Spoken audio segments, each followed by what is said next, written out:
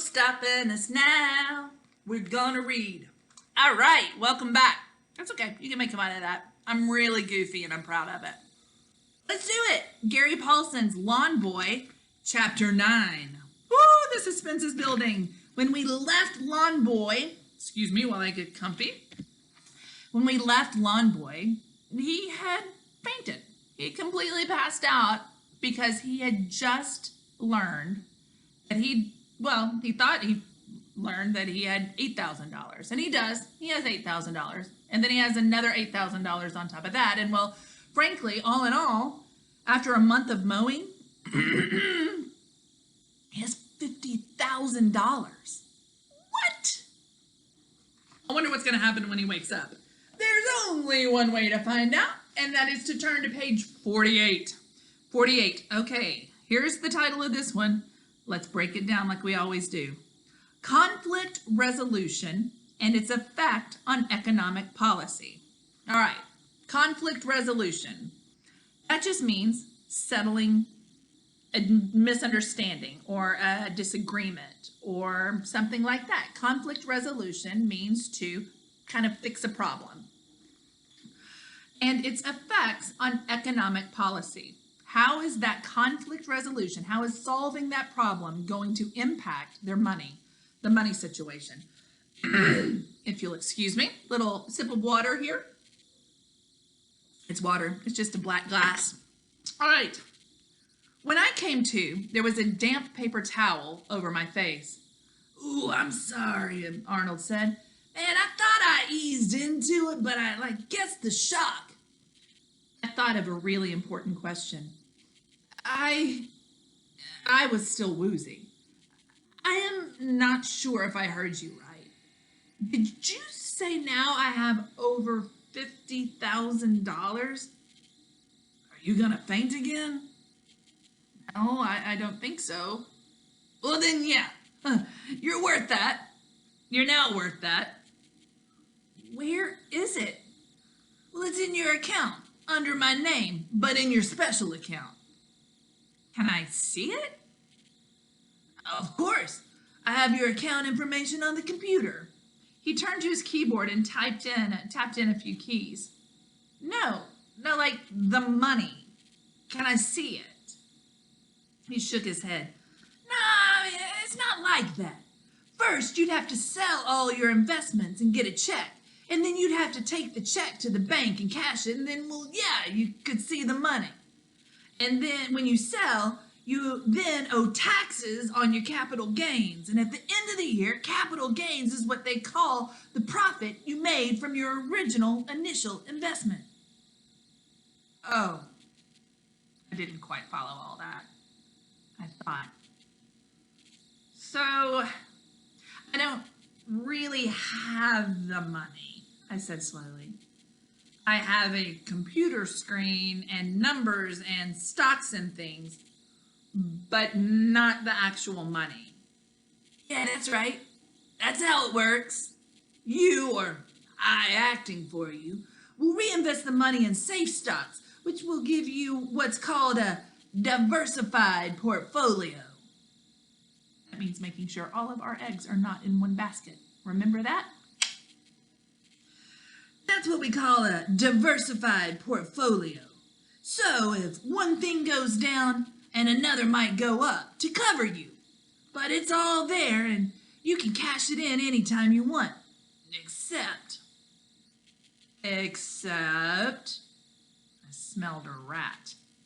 That is an idiom that means you suspect someone is lying.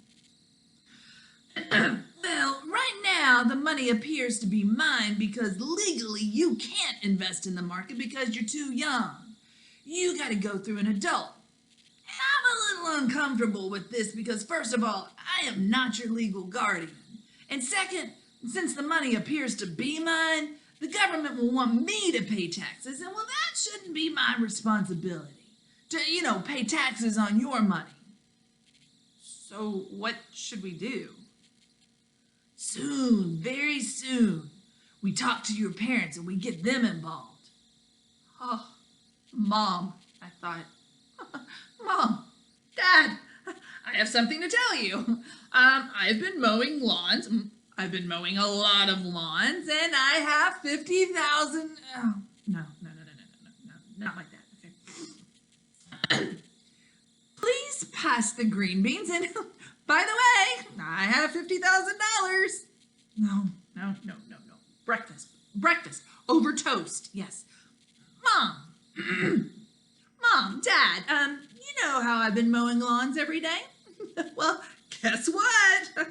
I have, we have, something like, 50,000 and change. There's something else. What on earth could it be? How could anything in the world top this? What is it? As I said, I put your money into this walleye stock, but I should remind you, not all your money. I thought it might be good to do some investing, for fun. It isn't fun? I thought to have over $50,000? So there's this kind of fund for people interested in sports, and I thought, well, you might like to invest in that. He trailed off. I studied him. Is something wrong? He shook his head and looked out at the rain. Couldn't believe it was still raining, that it was still the same day, that we had been only talking for an hour or so.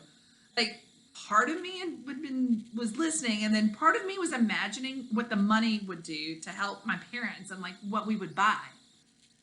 Well, I kind of misread the explanation on the fund, he said, and sighed. Whew, right, well, usually this kind of fund, a lot of investors pool their money, they all pitch in and perhaps like buy a basketball team or to help build a stadium. But it didn't work out that way. How exactly did it turn out? It turns out you own 100% interest in a heavyweight boxer who lives nearby. I own him? I mean, not like really the person, of course. You're sponsoring him. And if he does well, you split the purse. He has a purse? It's a figure of speech. The purse is the prize money, his winnings. Well, what's his name? Joseph, Arnold said. Joseph Powdermilk Jr. I have the specs in the computer, and I can run you a printout if you'd like. Sure, I mean, I'd like to know more about him. Good, because he's due here in about 15 minutes. He called last night and wants to meet his sponsor and thank him. Arnold shook his head. Look, man, I am really sorry about this. Like, if you lose, I'll cover it, all right? And as for meeting him, well, he asked about his sponsor, and like, without thinking, I just gave him this address. So if you want, you can leave right now and miss it. I shook my head. No, and if we lose on this, it's not your fault. 5-6 weeks ago, I was sitting in my yard wondering about an inner tube, and well, now I'm a thousandaire or something. Like, you think I'm gonna complain? Well, some would, he sighed. Some have. What if we'd lost? Oh, then we would have lost $40. That's what we started with, right? We lose the whole walleye thing, and all we've really lost is that original $40. That's a real healthy way to look at it. There was a sudden clatter in the front of the house, and an old station wagon rumbled to a stop. It sat almost wheezing.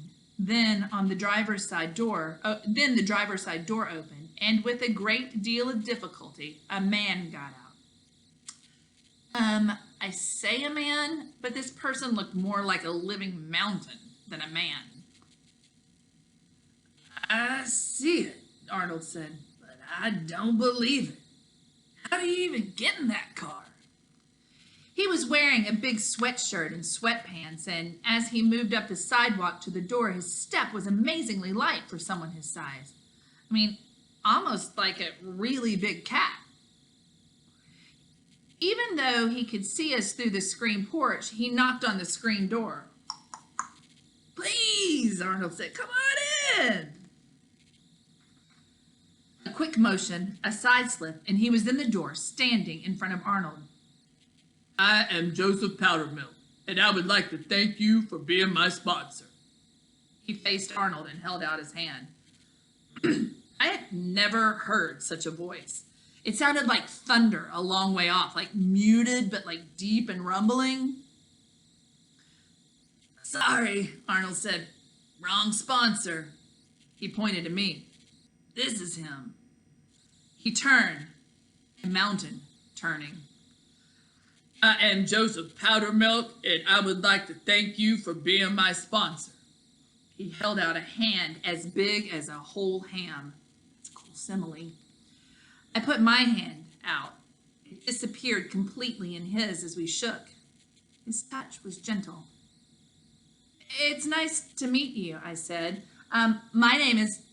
Just then, Pascal's truck screeched up behind Joseph Powdermilk's station wagon and came to a screeching halt.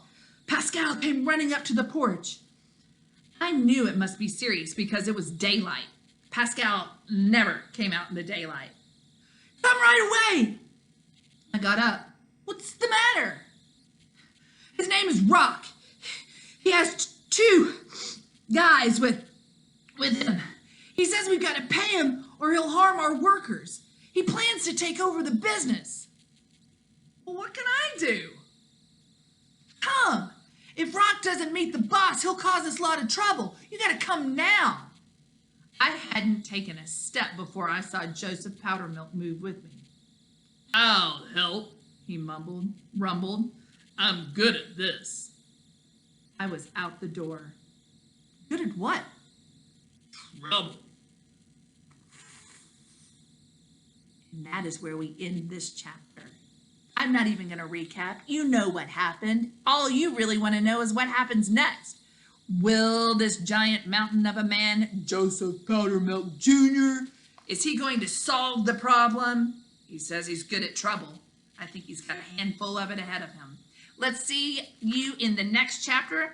I'll see you soon for chapter 10. See you soon, guys. Happy reading.